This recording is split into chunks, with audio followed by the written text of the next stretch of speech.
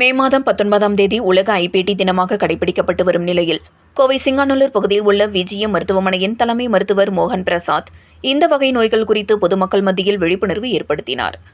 உலக ஐபிடி தினமாக ஒவ்வொரு ஆண்டும் மே 19ஆம் தேதியன்று கொண்டாடப்படுகிறது. ஐபிடி என்பது குடல் அலர்ஜி நோய் என கூறப்படுகின்றது. இந்த வகை நோய்கள் பெருங்குடல் மற்றும் சிறு குடலில் ஏற்படக்கூடிய அலர்ஜி நிலைகளின் ஒரு குழுவாக உள்ளது. இந்த குடல் அலர்ஜி நோயை ஆரம்ப நிலையிலேயே கண்டுபிடித்து கவனிக்க வேண்டும் என்பதை பொதுமக்கள் அனைவருக்கும் தெரியப்படுத்தி விழிப்புணர்வு ஏற்படுத்தும் வகையில் கோவை சிங்காநல்லூர் பகுதியில் உள்ள விஜிஎம் மருத்துவமனையில் சிறப்பு விழிப்புணர்வு நிகழ்ச்சி நடைபெற்றது.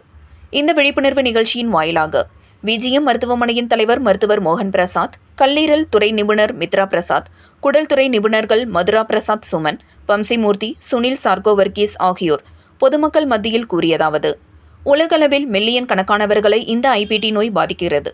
இதற்கு முக்கிய காரணமாக நமது முன்னோர்களின் உணவு பழக்க வழக்கங்களை நாம் முற்றிலும் மறந்து வருகின்றோம். கடைகளில் கிடைக்கும் அதிக கெடுதலான உணவுகளை அதிக அளவில் தேடி தேடி போய் உண்கின்றோம். இந்த நோய்க்கான காரணங்கள், அறிகுறிகள் மற்றும் எதனால் ஏற்படுகிறது என்பது குறித்து, இந்த நோயை தடுப்பதற்கு பின்பற்ற வேண்டிய குறிப்புகள் குறித்தும் விழிப்புணர்வு ஏற்படுத்த வேண்டும் என்று தெரிவித்தனர். பொதுவாக குடல் அலர்ஜி நோய் 2 வகைகளாக பிரிக்கப்பட்டுள்ளது.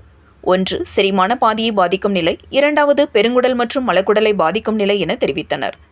வெறும் வயிற்று பிரச்சனைகளாக இல்லாமல் நாள்பட்ட வீக்கம், கடுமையான செரிமான அறிகுறிகள், உடல் சோர்வு மற்றும் சில சமயங்களில் மூட்டு வலி அல்லது கண் எரிச்சல் போன்ற குடலுக்கு அப்பாற்பட்ட சிக்கல்களையும் இந்த நோய்கள் உருவாக்கிவிடும் என தெரிவித்தனர்.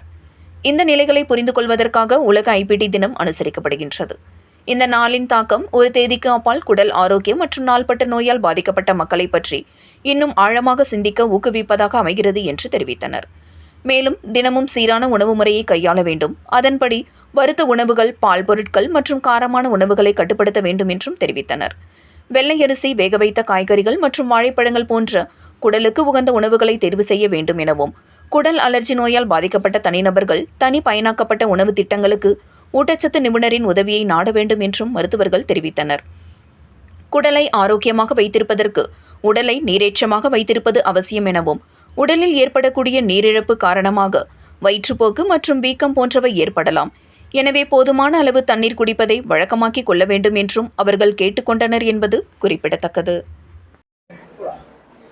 இந்த மாதிரி குடல்ல புண்ணு வருது, குடல்ல அலர்ஜி, அந்த மாதிரி நோய்கள் வந்து இப்போ அதிகமாயிட்டு இருக்கு.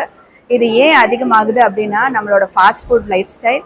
குழந்தை பிறக்கிறதுக்கு முன்னாடியே, கருவில் இருக்கிறப்பவே அந்த அம்மா எப்படி என்ன சாப்பிட்றாங்க அதை பொறுத்தே வந்து அந்த சேஞ்சஸ் ஆயிடுது குடல்ல அந்த குழந்தைக்கு.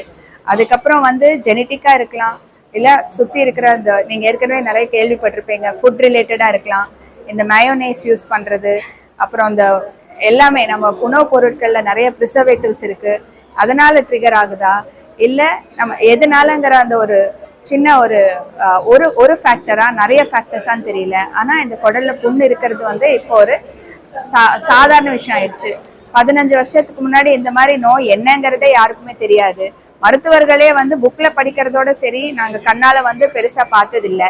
இப்போ வந்து சர்வசாதாரணமா டெய்லி ஒரு 5-6 பேஷண்ட் இந்த பிரச்சனையோடய வராங்க. அதுல வந்து ரொம்ப மோசமா சிவியரா இருக்கிறவங்க குழந்தைங்க கூட வராங்க. அப்போ இருக்கிறப்போ ஒரு first level LKG level treatment கொடுக்கலான்னு பார்த்தா இவங்களுக்கு வந்து அடுத்த லெவல்னு சொல்லிட்டு தான் ட்ரீட்மெண்ட் தேவைப்படுறதா இருக்கு. இந்த அளவுக்கு வந்து அடுத்தடுத்து கண்டுபிடிப்புகள் வந்துட்டு இருக்கு. ஆனாலும் நம்ம வந்து இதுக்கு அடிப்படையா இருக்கிற உணவு, அப்புறம் வந்து இதெல்லாம் வந்து தான் நம்ம வந்து டார்கெட் பண்ணணும். கண்டிப்பா நம்ம சுற்றுச்சூழல், உணவு எல்லாத்தையுமே தூய்மையா வச்சுக்கணும்.